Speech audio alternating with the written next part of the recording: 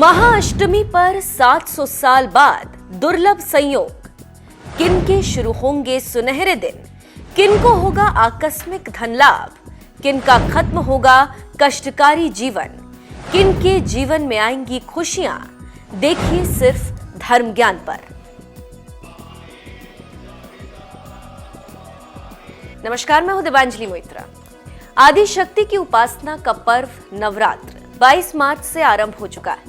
चैत्र नवरात्र की अहमियत का अंदाजा इसी से लगाइए कि इसी तिथि से हिंदू नववर्ष की भी शुरुआत हुई। 9 दिनों तक शक्ति के इस उत्सव के पर्व में उनके भक्तों का मेला मंदिरों में लगा रहता है। 9 दिनों तक शक्ति की उपासना में हर कोई मग्न रहता है, जो कि इस सृष्टि को ऊर्जा शक्ति की आराधना से मिलती है। इसीलिए नवरात्र के चौथे दिन जिस मां कूष्मांडा की पूजा की जाती है, उन्हीं में से इस ब्रह्मांड की उत्पत्ति हुई। नवरात्र काल में 9 दिनों तक शक्ति के 9 रूपों को पूजने की परंपरा सदियों से चली आ रही। धर्म ग्रंथों में शक्ति के जिन 9 रूपों का वर्णन है, उनमें माता के पहले रूप को शैलपुत्री, द्वितीय रूप को ब्रह्मचारिणी, तीसरे को चंद्रघंटा, चौथे को कूष्मांडा, पांचवें को स्कंद माता, छठे को कात्यायनी, सातवें को कालरात्रि, आठवें को महागौरी तथा 9वें रूप को सिद्धिदात्री कहा जाता है। यूं तो प्रत्येक दिन शक्ति का एक नया रूप भक्तों के कष्टों को काटता है, लेकिन नवरात्र काल में अष्टमी और नवमी दिन कन्या पूजन होती है। इस कारण ये 2 दिन शक्ति आराधना के लिहाज से विशेष हो जाते हैं। बात अगर अष्टमी की करें तो इस दिन को दुर्गा अष्टमी या फिर महाअष्टमी के नाम से जाना जाता है। महागौरी को समर्पित इस दिन शक्ति स्वरूपा कन्याओं को पूजा जाता है।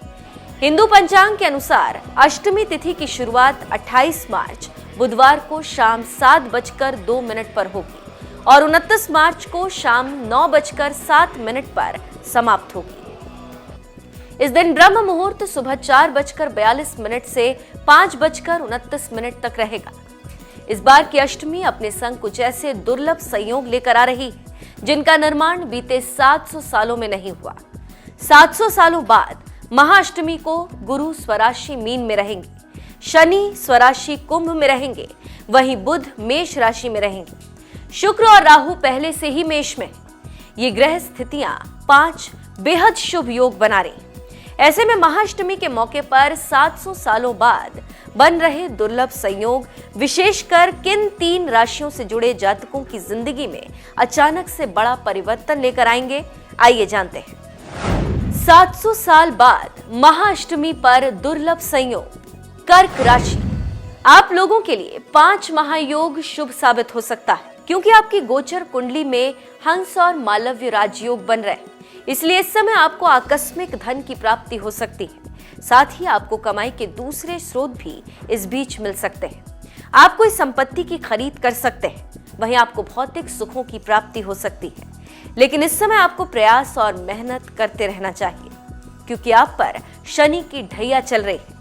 इसीलिए आपको मेहनत से ही चीजों की प्राप्ति हो पाएगी। मिथुन राशि, 5 महायोग मिथुन राशि के जातकों को लाभकारी साबित हो सकता है, क्योंकि शनिदेव आपकी राशि से 9वें भाव में गोचर कर रहे हैं। इसीलिए इस समय आपका भाग्योदय हो सकता है। साथ ही आप जिस काम में हाथ डालेंगे उसमें आपको सफलता मिलेगी। वहीं आपका सामाजिक दायरा बढ़ेगा और दोस्तों के साथ आपके संबंध मजबूत होंगे।